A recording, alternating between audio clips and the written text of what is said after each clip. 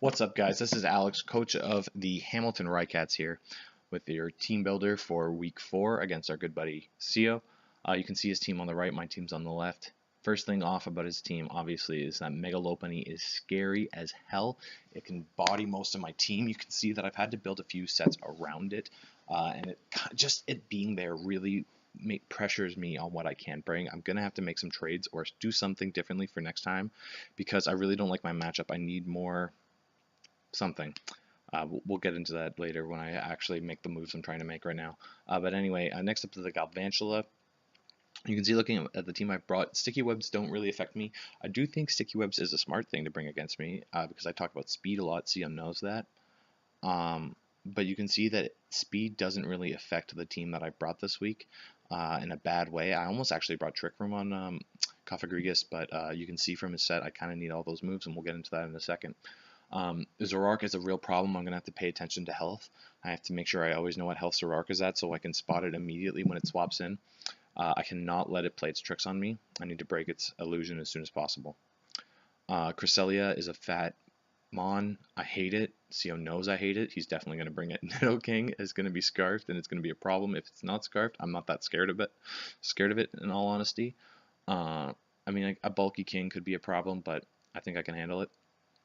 Skarmory is one of the best hazard removers in the game, in my opinion, but I don't think it matches up that well against my team. I do, if he does bring it, especially since it's also a really good hazard setter, I'm going to have to make sure I get rid of its hazards as soon as possible because, as you can see, I'm bringing Braviary this week. It's my main check for Mega Lopunny. Next up, the Lantern, good defensive wall. It could have 2 different immunities, so I have to watch my moves when I click them. Druddigon, great lead, probably going to open up with it, so I'm going to have to watch out for that. And then Delmise. Anyway, that is the team. Delmise I don't really see coming, in all honesty, but if it does, great for me. So we're just going to jump right into my team. First up, we have Bakura, a Kofagrigus with leftovers. You can see the Mummy, as always, which is really going to help with Mega Lopunny. It can ensure that it can only really get 1 hit off on me. That stab, after that, its best move is Brutal Swing, but if you didn't bring that, more likely an Ice Punch, which I can do. I can trap it in with Infestation, this is originally, I brought it just to counter Mega Lopunny, but it also works against Calm Mind Crest really well. You get up a Toxic and an Infestation, and then you're in there. They can't get away. As long as you pay attention to Infestation, they're going to be trapped, and you can whittle them down with Toxic. Now, it might cost you the Spawn, but if it can prevent a sweep from one of those 2 Pokemon, it's great. It also technically handles Sylveon, but Sylveon does get Heal Bell. I mean, if it's a set, it might not have Heal Bell because you'd have to run Wish and Heal Bell, and then it would have Protect, or you would have to run Wish, Heal Bell, Calm Mind, and there's no attacking move, which doesn't make any sense. So it's better. So I don't think it's going to do that, but Fairy does hit me. I don't think Psychic's effective, and other than that, all of its other moves that aren't stab aren't going to hit me, so I'm not that worried about Cresselia with this Mon. Toxic is a problem because I do have Moana on the team. I didn't originally have Moana. She was a late addition, but I think she's necessary. So I'm gonna have to play sparingly with her to make sure that Toxic can pop when I need it to, especially if I can get it in against Crest and Lopunny. I need the Toxic for Lopunny because, as you can see, my 4th move is Nightshade, and Nightshade doesn't hit Mega Lopunny, but if I brought a coverage route for Mega Lopunny, then it wouldn't be able to do anything offensively to anything else like the Crest. Nightshade is great for Crest, especially if it does start getting Calm Minds up, because then I can still do consistent damage to it on top of Toxic and Infestation and really pressure it so Moonlights can't keep it in for long. And yeah, I kind of need all these moves. I had a little bit of 5th Room Syndrome. I kind of wanted to run Trick Room just in case of Galvantula bringing Sticky Webs, because then Bacon can also shine really well. As you can see, there were the first 2 Mons. In my first draft, I had Trick Room, but then I thought of Infestation, and I just think it's a much better plan for the threats that he has on his team. I was also running Will-O-Wisp over Toxic originally for the Mega Lopunny because then I can really weaken it more, and also because then I could also poison Skarm, which is a wall that completely walls this thing. I can't do anything to it really. I mean, Infestation Nightshade, I guess, and I could stop Skarmory can't really touch me, but the Toxic is really what makes that set work, especially since Skarmory can just roost constantly. So I was originally going to bring Will-O-Wisp, but ultimately it was Cresselia and Sylveon that kept me from doing it. The Toxic is just too important. I can't let a Calm Mind Cresselia set up because, especially since this thing's not specially defensive, I can't let it set up and then kill me. Next up, we have Embor, the Assault Vest rocking Reckless Embor. I was originally running E-Belt, and I was just getting killed in practice by Zoroark of all things because it gets extra century. I needed to be able to live certain special hits. I still can't live anything from a Nidoking, like an Earth Power. But other than that, I can do. You can see I'm rocking enough speed to outspeed a timid Sylveon. If it's not a timid Sylveon, even better. I'm rocking the Poison Jab, Fire Blitz, Earthquake, and Hammer Arm. Hammer Arm is slightly problematic because, as you can see, and I just said, I did speed creep a few things like the Sylveon.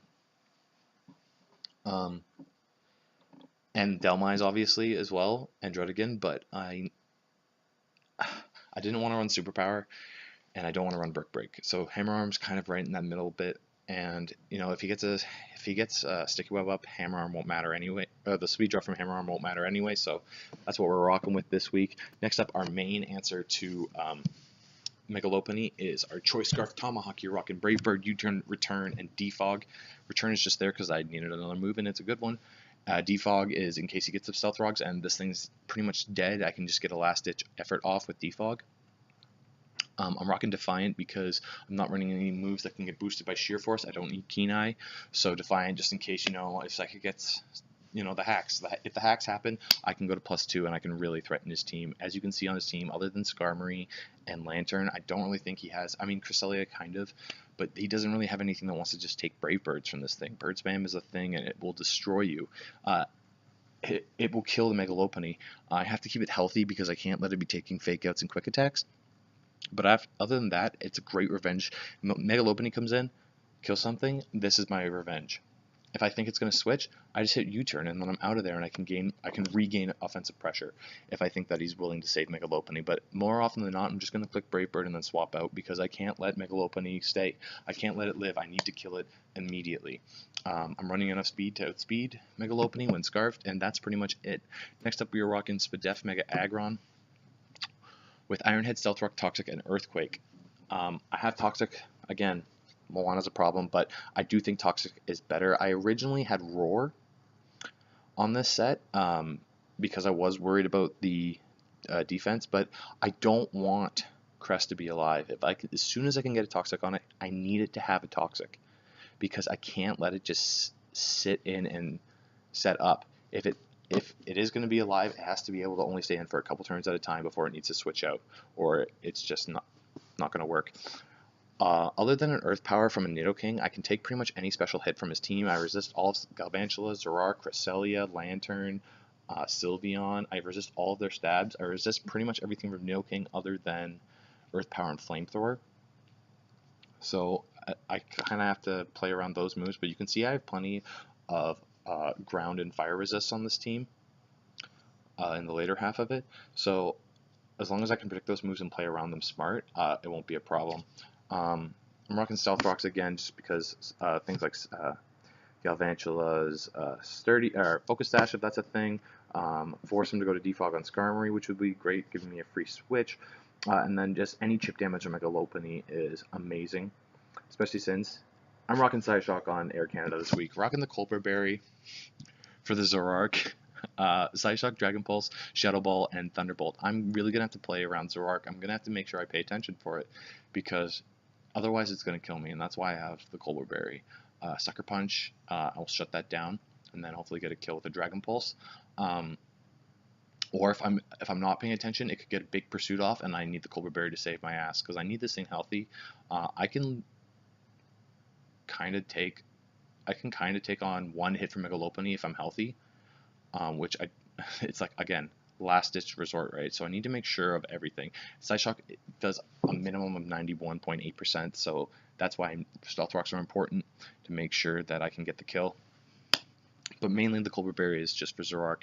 My coverage helps me hit pretty much everything on his team. It's going to hopefully, if I can keep it healthy, be a late game sweeper once his walls are weakened. I can kind of just come in and clean up with this thing. And last up, we have Moana, our late edition leftovers. Moonblast, Surf, Haze, and Nature's Madness. Nature Madness and Haze are for things like Cresselia and Sylveon, which can set up on me. It also helps me hit Skarmory because Moonblast and Surf I really brought them for his offensive threats.